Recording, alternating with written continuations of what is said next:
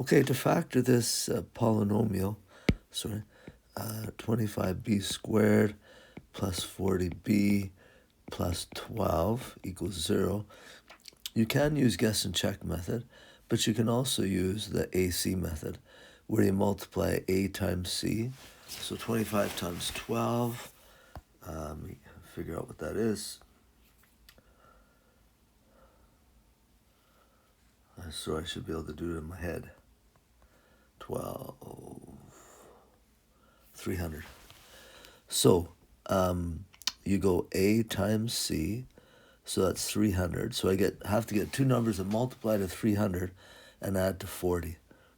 Well, I think you can just do 30 times 10, because 30 times 10 is 300, and 30 plus 10 is 40.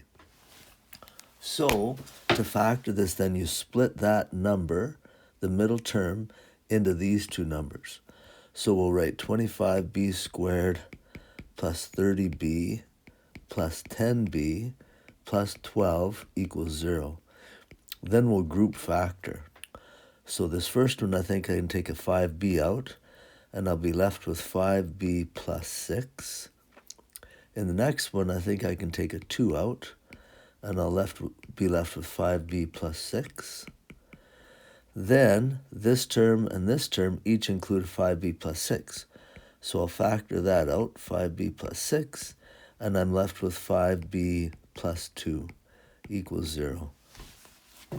Then, since this times this equals 0, I can write 5b plus 6 equals 0, or 5b plus 2 equals 0. Solving each of those, I'll subtract 6 from both sides, and then divide both sides by 5. Same thing here. This one will come out to b is equal to negative 2 over 5. So it's another way you can solve it by using the AC method. So you factor, and once you're factored, you get the same answer as guess and check.